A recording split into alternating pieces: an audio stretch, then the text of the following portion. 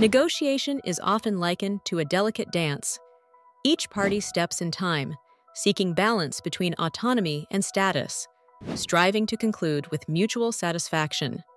Today, we dive into the intriguing world of negotiations, focusing specifically on maintaining autonomy while acknowledging status to foster productive collaboration, rather than friction and resentment.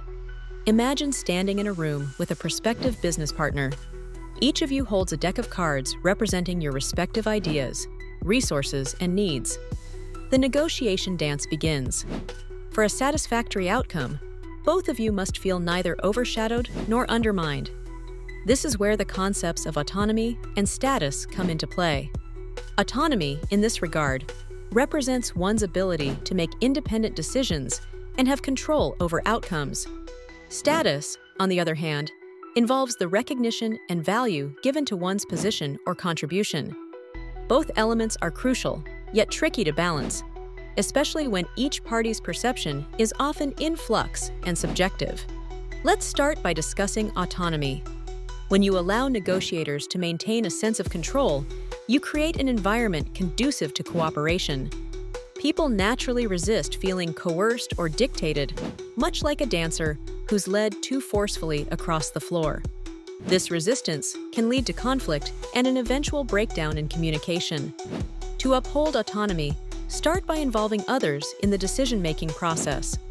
Pose open-ended questions and solicit their opinions. This simple act not only empowers them, but also instills a sense of shared purpose. A participant who feels autonomous is more likely to contribute effectively and remain engaged in finding a solution. Now, let's pivot to status. In a negotiation, acknowledgement of status can be likened to the spotlight on a well-executed dance move. Everyone wants their efforts and expertise to be recognized and valued. Overlooking this can cause a drop in morale and could even derail negotiations. To address status, ensure you validate all contributions. Use affirmative language and expressions of gratitude.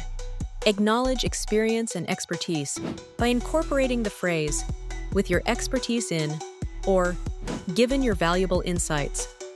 These gestures, however subtle, signal respect and acknowledgement, encouraging further input and a sense of belonging. Both autonomy and status are intertwined yet distinct. One without the other can leave a negotiation lopsided. For instance, providing ample autonomy but insufficient recognition of status can lead to dissatisfaction, while excessive focus on status might stifle the creative thinking that autonomous environments nurture. Pay attention to cues, both verbal and nonverbal, during negotiations. An attentive ear and keen observation can provide valuable insights into what the other party values in terms of autonomy or status. So, how do we weave these threads into a cohesive strategy? It begins with preparation. Before entering negotiations, conduct a thorough analysis of your counterpart's likely priorities in terms of autonomy and status. Consider potential areas where you can afford flexibility or offer recognition. During the negotiation, apply active listening to gauge feedback. This real-time adjustment maintains the balance between these elements, which can often be difficult to achieve.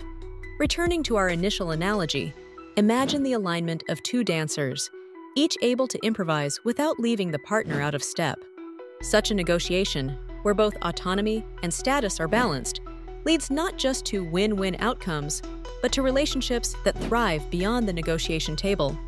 This approach builds trust, reinforces alliances, and enhances collective problem-solving abilities. Moreover, it ensures that both parties leave the negotiation feeling respected and adequately represented. In conclusion, negotiations are complex dances that require skill, sensitivity, and strategic balance. By respecting autonomy and acknowledging status, you create a negotiation environment that encourages collaboration over conflict. Empower others by involving them in decision-making and affirm their contributions with genuine acknowledgement. As we master this dance, we prepare to step confidently into negotiations that lead to sustainable, win-win solutions.